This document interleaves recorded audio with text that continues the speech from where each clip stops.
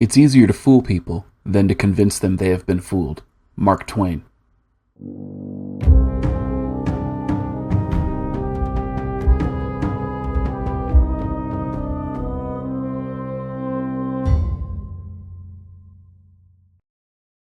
While I know the Duluth model has been talked about a lot before, a woman from the UK who read my book discovered a quote from Ellen Pence, one of Duluth's 3 co-founders, and shared it with me. I found it so disturbing that after looking into it further, I dropped the other 3 projects I'm working on to make this video. Before the implementation of the Duluth model, domestic violence was linked to drug abuse, poor communication skills, and an inability to handle stress, anger, or frustration not aggressively. Even back then, this view is supported by both real-life experience as well as peer-reviewed science. Studies conducted since the implementation of the Duluth model continuously confirm this view. However, for purposes of our discussion, we need to define some terms. The first term is entryism. Wikipedia defines entryism as follows. Entryism is a political strategy in which an organization or state encourages its members or supporters to join another, usually larger organization in an attempt to expand and influence their ideas and program. In situations where the organization being entered is hostile to entryism, the entrists may engage in a degree of subterfuge or subversion to hide the fact that they are an organization in their own right. The second term is brainwashing, which is defined by Merriam-Webster's dictionary as a forcible indoctrination to induce someone to give up basic political, social, or religious beliefs and attitudes and to accept contrasting regimented ideas, persuasion by propaganda or salesmanship. Yuri Bezmenov, a former KGB agent during the Cold War working for Communist Russia who defected to the West, referred to political brainwashing as ideological subversion. Yuri defines ideological subversion as follows: to change the perception of reality of every American to such an extent that despite the abundance of information, no one is able to come to sensible conclusions in the interests of defending themselves, their families, their community, and their country. With that out of the way, let's move on. Now, the quote came from a book called Coordinating Community Responses to Domestic Violence, Lessons from Duluth and Beyond, published by Sage Publishing in 1999, and it's co-authored by Melanie F. Shepard and Ellen Pence. And of course, Ellen Pence was the original person who helped co-found the Duluth model. This appears to be a college textbook that isn't available in the vast majority of local libraries or bookstores that normally don't carry college texts. Further, even in the places it's sold, purchased new, even the ebook itself is over $45. My guess is that even though this book is probably used in women's and gender studies programs around the world, the vast majority of the public is unaware of its existence. While I didn't read the entire book, the quote provided to me was from Chapter 2 entitled Some Thoughts on Philosophy, written by Ellen Pence herself. So I decided to start my investigation by reading the entirety of Chapter 2. In this next section, I'll be quoting large portions of the chapter because Ellen Pence's words put the Duluth model and its motives in brutal perspective. In the chapter, Pence goes into detail about who the Duluth model staff were and what kind of legal experience they had. She states, the DAIP staff, project organizers, spent 8 months learning all aspects of the system from practitioners in each of the participating agencies. The project organizers consisted of 3 women. Shirley Oberg was one of the original organizers of the shelter and well known and respected by all agency directors. Her reputation and ability to talk about being abused without being dismissed opened all the key doors for us. Carol McDonnell had been a volunteer at the shelter. She had considerable experience in office management and made us look far more professional than we actually were at the time. I was the third, an outsider from Minneapolis whose father was a salesman and mother a Catholic. My specialty was selling guilt. So from this description, it's clear that she admits that these women were not only not legal scholars, they didn't have any professional education or training in any field associated with law or any of the relevant sciences associated with any of the issues that they were dealing with. They were just man-hating feminist activists. Pence admits that they put up a false front by pretending to be professional and that her specialty was to use guilt to unethically manipulate people to supporting her.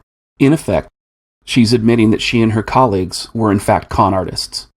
When discussing how domestic violence differed from other crimes, Pence states, DAIP staff agreed that it was about the nature of the relationship, but wanted to shift the focus on intervention from fixing or ending the relationship to confronting what seems to be a sense of entitlement to use coercion, intimidation, or violence in this relationship that is not permissible in other social relationships. By making this shift, it was assumed that the whole center of attention would shift from resolving the conflict to challenging the use of violence. In other words, they didn't care about conflict resolution between the parties or whether or not the alleged victim left her man. They exclusively focused on the allegations alone. Pence goes on. The DAIP staff argued against the use of causal explanations that require practitioners to assume a fairly universal psychological makeup among batterers. In other words, they actively ignored all the scientifically documented reasons domestic violence occurs. They just dismissed it. Continuing on. The power and control wheel, which was developed by battered women attending women's groups, was originally a description of the typical behaviors accompanying the violence. In effect, it said, when he is violent, he gets power and he gets control. However, we changed the message to, he is violent in order to get control or power. The difference is not semantic, it is ideological. He does it for power, he does it for control, and he does it because he can. These were advocacy jingles that, in our opinion, said about everything there was to say. By determining that the need or desire for power was the motivating force behind battering, we created a conceptual framework that, in fact, did not fit the lived experience of many of the men and women we were working with. The DAIP staff remained undaunted by the difference in our theory and the actual experiences of those we were working with. We all engaged in ideological practices and claimed them as neutral observations. Simply put, they unethically misrepresented the reports from women's groups to fit their bigoted feminist narratives. Then they pretended their dishonesty was an unbiased observation. Pence goes on. Eventually, we began to give into the process that is the heart of the Duluth model. It was the cases themselves that created the chink in each of our theoretical suits of armor. I found that many of the men I interviewed did not seem to articulate the desire for power over their partner. Although I relentlessly took every opportunity to point out to men in the groups that they were so motivated and merely in denial, and the fact that few men ever articulated such a desire went unnoticed by me and many of my coworkers. Eventually, we realized that we were finding what we had already predetermined to find. When we had to start explaining women's violence toward their partners, lesbian violence, and the violence of men who did not like what they were doing, we were brought back to our original undeveloped thinking. In other words, not only were the Duluth staff's views unsupported by the evidence, they were directly contradicted by it. They accidentally debunked their own feminist narrative of patriarchal oppression and debunked feminist ideology at the same time. She continues. The victim-blaming accusations in the system, coupled with advocates' false representation of women as having no agency, everything she did wrong he made her do, plague us to this day. While it is clear that every community can find the case of a woman who lied, all women are suspect. For more than a decade, the DAIP and shelter advocates reacted to this constant undercurrent of women are liars by arguing that women are saints. We turned a blind eye to some women's use of violence, their drug use and alcoholism, and often their harsh and violent treatment of their children. There did not seem to be a way to acknowledge these problems and still argue that this was a deeply gendered issue. This passage is particularly damning because even back then, Pence admits she knew that domestic violence advocates were liars. Further, she and her colleagues were well aware of how common false accusations were, and they ignored it. They were so desperate to make this a gendered issue, they actively ignored evidence that disproved their bigotry while actively trying to cover up any evidence that disproved their conclusions. She goes on. The DAIP first moved to strengthen the protection order process, then pursued a fairly aggressive criminal court intervention process. The civil protection order process was faster, less adversarial, more consistent, and more focused on the pattern of abuse than an incident. Most important, it resulted in practical court-ordered reliefs relevant to the needs of the victims, housing, child support, and enhanced police protection. So we pursued a criminalization path to change the climate of tolerance and created a gender deterrence to battering and a civil process to address the immediate needs of victims. This approach left us with the question of what to do when the victims failed to cooperate with our criminalization agenda. Our solution was to pursue cases even when a victim does not want it. We had to neutralize the offender's ability to control the process by getting the victim to ask to have the charges dropped, thus, a no-drop policy. We had this idea that a primary objective should be to shift the burden of confrontation of abusers from the victim onto the system. This meant police could no longer ask the victim whether she wanted him arrested, thus, our mandatory arrest policy. What makes this statement so damning is that Pence admits that even women oppose Duluth's feminist bigotry, so they silenced them by creating policies that ignored the wishes of these women. However, just as bad is that Pence admits the Duluth staff had a hidden agenda of trying to criminalize family law issues such as child support, divorce rape, etc. Even more damning, Pence admits that one of the Duluth model's primary objectives was to violate men's U.S. constitutional right to confront their accusers. She actually admitted this was one of their primary goals. To clarify, fine law states, the Sixth Amendment to the U.S. Constitution sets out many rights for defendants during a criminal prosecution, including the right of the accused to confront their accusers. The relevant text of the Confrontation Clause of the Sixth Amendment reads as follows: in all criminal prosecutions, the accused shall enjoy the right to be confronted with the witnesses against him. The 14th Amendment has made the Sixth Amendment's right to confrontation applicable to state court as well as federal court. The Confrontation Clause guarantees criminal defendants the opportunity to face the prosecution's witness in the case against them and to dispute the witness's testimony.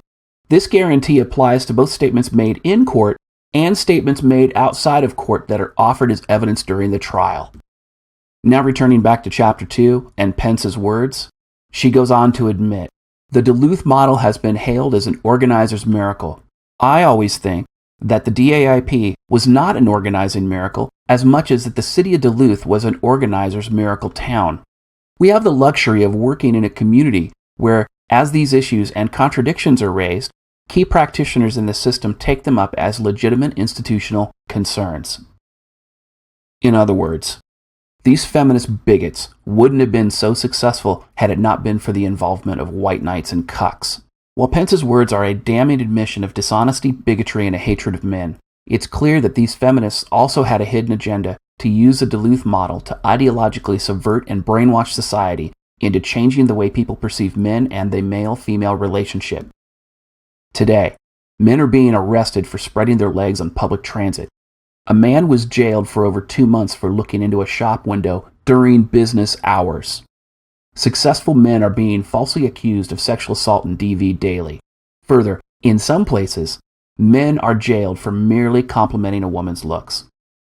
A woman's mere accusation, unsupported by any evidence, will now destroy a man's career and his social standing in society. Even more frightening, the Duluth model is the most widely used domestic violence intervention program in the world. Even in places where it's not used, those programs are modeled after it. Judges, doctors, lawyers, military personnel, police, EMTs, teachers, and everyone else is being institutionally brainwashed with Duluth model training to perceive men as abusers and women as victims. This has led to innocent men being systemically discriminated against, while women guilty of abuse and other crimes not only don't often get charged for their crimes, but even when convicted, the courts give them a slap on the wrist. Simply put, feminists have ideologically subverted society based on a lie created by the Duluth model. And the Duluth model co-founder Ellen Pence admits it. Knowing this, the question that begs to be asked is, how many millions of men have been wrongfully targeted and suffered as a direct result of this systemic feminist bigotry? You know, I wish I had a legal solution for this. However, because feminists completely saturate and control courts, academia, and the media, even challenging the Duluth scheme to violate men's Sixth Amendment constitutional right to confront their accusers will most likely be an uphill battle for anyone who attempted to legally challenge it. In fact, it's my view that anyone who attempts to challenge the Duluth scheme to violate a man's due process rights should be prepared to take it to the United States Supreme Court. Given that it's currently more conservative than liberal, it's the only place anyone is likely to see justice. Even then, it won't be easy. Until then, men need to disappear. Avoid commitment, avoid cohabitation, avoid marriage. And if you're dating, do everything in your power to mitigate the potential for a false accusation of domestic violence or rape. If you've enjoyed this video and found it educational or insightful, please like and share it and subscribe to my channel. You can also support my research on Patreon. And in case I'm targeted by YouTube, I also mirror all my content on Bitchute. All the links are in the description. I'm DDJ, and this has been your dose of misandry today.